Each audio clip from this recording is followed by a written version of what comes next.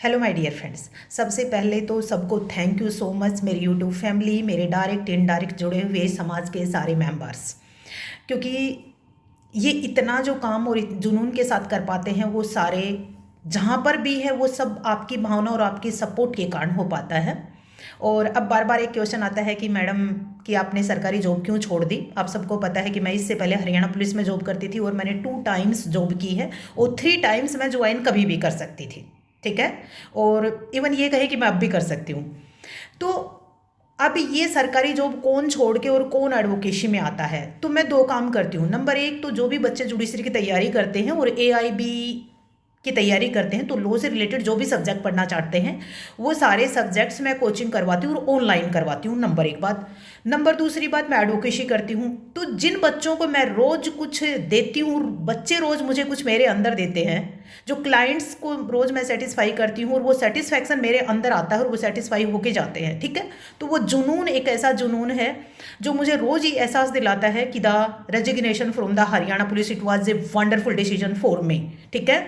ये मेरी पर्सनालिटी के लिए, ये मेरे जुनून के लिए, आप लोगों के प्यार के लिए, आप लोगों के सपोर्ट के लिए, ठीक है। और ये आप लोगों के सपोर्ट के बिना बिल्कुल पॉसिबल नहीं था, ठीक है। अब आते हैं एक जेन्युइन सी बात पे। जब भी आपके पास कोई क्लाइंट आता है, मेरी एडवोकेट फैमिली के लिए बात है, तो एक जेन्युइन सलाह होती है, जेन्युइन सलाह देनी चाहिए। जैसे फैमिली मैटर्स होते हैं यार, फैमिली मैटर में मैंने कई बार कहा है कि ठीक है केस हो जाएगा, लेकिन जो केस चलेगा, जो जेन्युइन केस चलता है, मेंटेनेंस हमारा साल के बाद बनता है, ठीक है।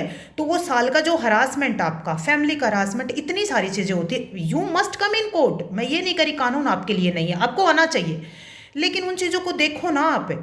पर आपको मेंटली रेडी होगा कि आप जब कोर्ट आते हो तो आप किन किन चीज़ों से सफ़र करोगे, ठीक है। तो ये एक कोशिश करो कि कैसे भी करके एक बीच का अच्छा सेटलमेंट हो जाए, ठीक है।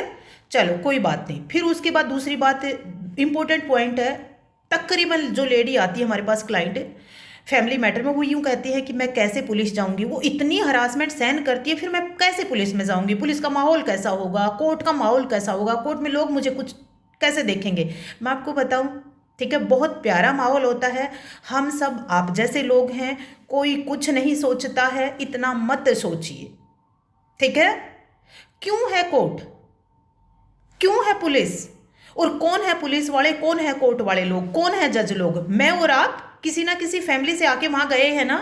तो प्लीज माइंड में से ये हेजिटेशन, ये घबराहट वहां की पब्लिक की निकाल दीजिए आप। ऐसा कुछ नहीं है, ठीक है।